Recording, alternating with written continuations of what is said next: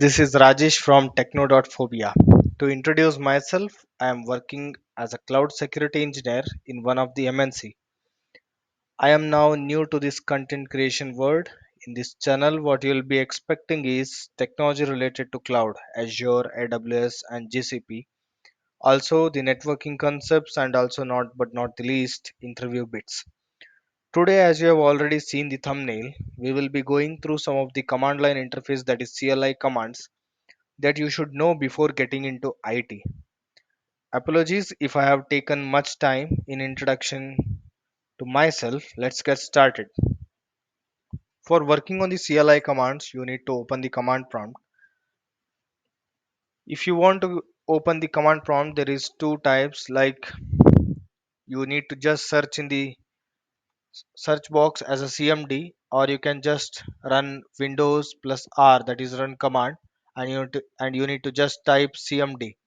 So like we need to open the command prompt and you need to give the administrator access. For that you need to run the CMD as an administrator access, because some of the commands will not be working in the normal access. So I have already opened my command prompt. So let's share my command prompt.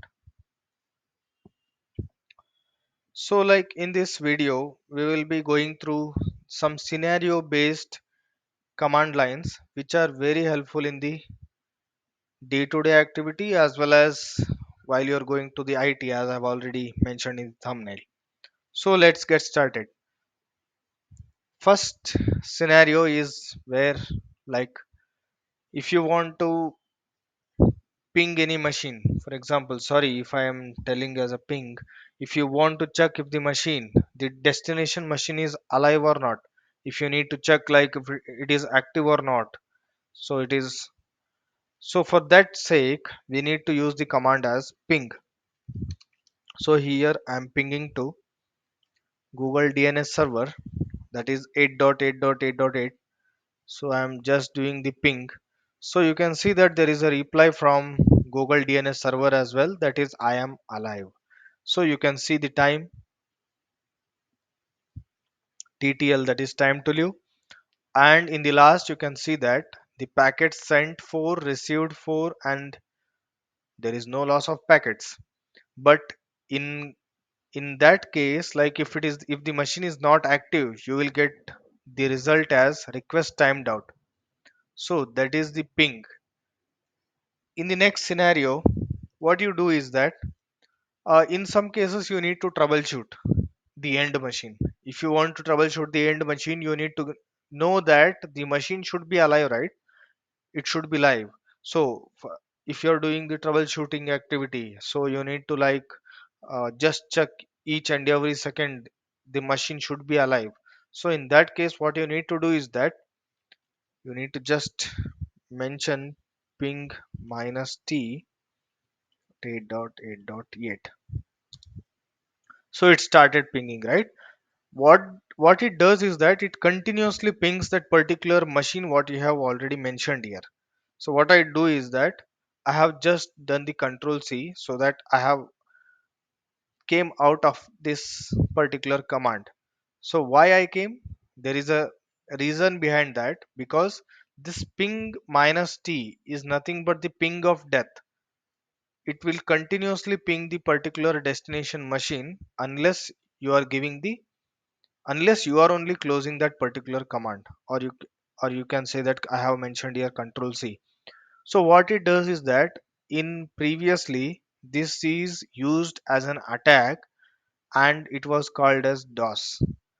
I think so many of them are already aware about denial of service attack. So in that case, this was one of the scenario where the attackers were using. So if you want to do the continuous ping to that particular destination server or the destination machine, this is the one of the command which is very useful. Coming to the third scenario, if you want to check your machine's IP address and also more details on your machine, like what kind of adapters are running, which are connected, which are not connected, those are disconnected. So all the details you can get to know from one of the command is that ipconfig. This is one of the command where you can see all the details. So the scenario is that whenever the network person, if you are facing any issues or if you are having any leak, you need to talk with the network team. The network team is asking that please provide your IP. So what you need to do is that you need to just type the IP config command, and you'll get the details over wireless LAN adapter Wi-Fi, because I'm using the Wi-Fi over here. So I'll get the details. So you can see the IPv4 address. I am having the 192.168.0.104, the private IP that is assigned to me. So you can see the subnet mask, and you can see the default gateway. Default gateway is that when you are routing to internet, if you are accessing any website to internet, the traffic goes from this, the default gateway, right? And let's check with the next scenario. The next scenario is that you need to check more on the DNS servers, MAC addresses. Those are all the details you need to check, right? In those situations, you need to just type ipconfig slash all. This is one of the command you will get brief about your network. What are all the connections are there? What are all the disconnections, or you can see media disconnected, and the connections. You can see the wireless LAN adapter Wi-Fi. As I have said already, you need to check the DNS server. You need to check the MAC address which is assigned to you. You can see here IPv4 address, as I have already told. This is the MAC address, right? DHCP enabled. I'll talk more on this DHCP in the later videos. If you want, I can explain in the later videos about the DHCP and how it is working and how it gives the IP and how it releases the IP. Those are all the details I can explain in the next videos. But as of now, you can see that the MAC address we have received, as I have already said, MAC address, the IPv4 address, the subnet mask, and you can also see that when it was leased, when it expires, you can see that the time duration to expire as well, and the default gateway and the DHCP server that is being mentioned over here. So these are the details. You can see the DNS server. So these are all the details you can get to know in this IP config slash all. It is very useful if you are working as if you're working in the networking team, or if you are working in the troubleshooting team, or the help desk, IT service desk. These are all the details you need to look. You need to know. You need to be aware of it. It is very helpful. So coming to the next command, we can discuss on one of the command which is very helpful. As I have already told, the DHCP. What is DHCP? Dynamic Host Configuration Protocol. What it does, and it gives the IP in a dynamic manner. So in those cases, I'll let you know one of the command which is very helpful. If you want the new IP address that needs to be assigned to you. So why you need the new IP address? There are situations where troubleshooting needs to be done, where your VPN is not connecting, you are facing internet issues. Those kind of activity, in those kind of activity, we need to just change the IP. We need to take another IP from your DHCP server. So in those situations, what you need to do is that there is simple command, that is, first we need to release. So released already. Now what you need to do is that you need to renew, so that you will be assigned with the new IP. You can see in the Wi-Fi LAN adapter Wi-Fi, you can see the IP address, IPv4 address. If you want to check, just type ipconfig. Here it is. You got the new IP address assigned to your machine. This is also very helpful. Coming to the next scenario, if you want to troubleshoot the DNS, why DNS is used, domain name server, why it is used, let me know in the comment section if you are more aware about the DNS. So The scenario is that you need to troubleshoot the DNS. When you are troubleshooting the DNS, when you are not connecting to the internet, you are not able to access the internet, you are not able to browse any website or anything kind of, you are not getting into the internet. So in those situations, you need to troubleshoot your DNS. In those cases, this is one of the command which is very helpful. You can see here all the DNS records which are present in your cache, right? In your local cache, those are all present in this. I will take more detailed overview on this DNS in the later videos, but for just sake of this particular command, I'll just explain that what is display DNS. All the DNS records, there will be a DNS records which are present. You can see here, these are the record names, record type, and PTR record. I'll I'll go through these all in the details in the next videos. So you can see that these are all the DNS records which I accessed. So they are in the cache. So if there are more DNS records in the cache, there are situations where you are not able to access the internet. In those cases, what you need to do is that you need to just remove those caches, right? So in that situation, what you need to do is that just flushing the DNS resolves your issue. So coming to the next scenario, if we want to, like, you are having one of the domain, for example you take the google.com, you need to resolve it to the IP. DNS usually does that, right? So you need to get the details of that particular domain, the IP address of that particular domain. For that sake, you need to just type nslookup. If you want to check for google.com, here it is. You can see that this particular IP has been assigned to this google.com. So nslookup is very helpful in these situations.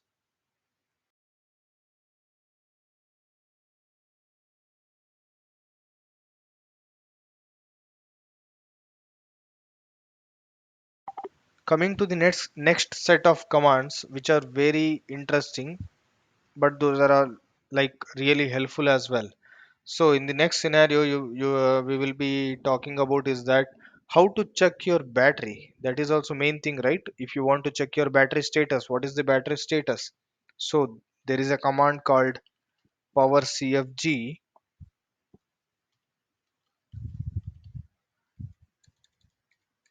Okay, battery report. See the battery life report saved to file path. Let me go to this particular path. This is saved in .html. So you will get the battery report, all the details, recent usage in last 3 days, battery usage, battery drains over the last 3 days, usage history. And also you can see the battery capacity history, battery life estimates. Those are all the details you need to get to know when you need to know more about your battery status, right? So this is one of the command which is very helpful. So coming to the next scenario, if you want to check any errors, if you need to check any errors in your machine and to fix them, there is one command called chkdsk, that is check disk /r. I am not going to run this command because it usually needs a computer restart. So this is one of the command which is very helpful as well. So coming to the next command,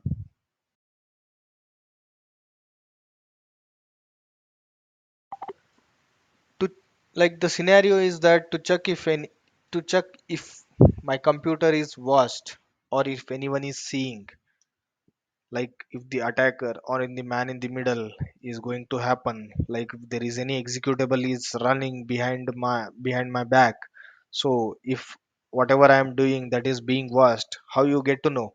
There is a simple command which is very useful and it is interesting as well. sfc slash scan now. If you do this one, what it does is that usually sfc is that system file checker. What it does to check system files including windows dll files as well, and replace them and fix them if they are bad. It is very good command, right? It usually takes some time, so that you can see that beginning verification phase of system scan. It scan whole machine so that it can check the system files wherever it is, if there are any bad dlls or there are any bad files that are being present. Those are all the details you'll get to know, and it fixes as well. So you can just check in your machine as well by just typing this one command. You'll get to know all the details. Since it is taking much time, I'll just do the control C. You can check it in your machine. It is very helpful.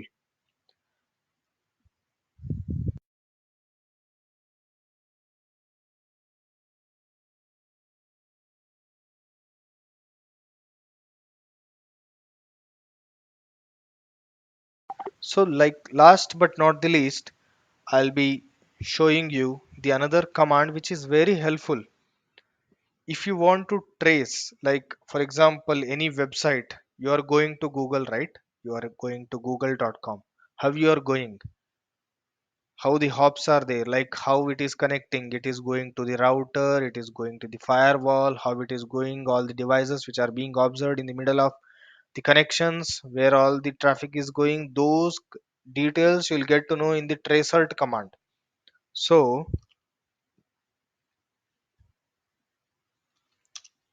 I'm just checking for the google.com. You can see that over a maximum of 30 hops it will take. So you can see that there is a hops, you can see that 18 milliseconds, I think so it is milliseconds. So you can see that from how it is jumping, how it is going, you will get to know the traffic where and all it is going, and it is ending to google.com. This is the trace alt.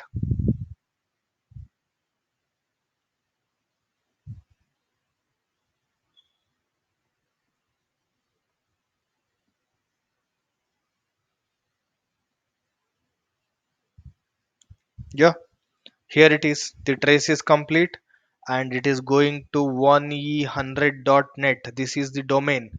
Let me know in the comment section what it really this domain is related to. It is related to google.com, it is a subdomain, or how it is, like where it is hosted. Let me know in the comment section.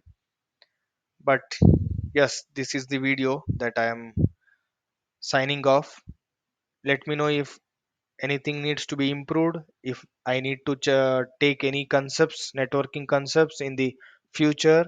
If it is finding you useful, don't hesitate to like, share, subscribe to my new channel. And this is the first video which I am publishing. Thank you guys.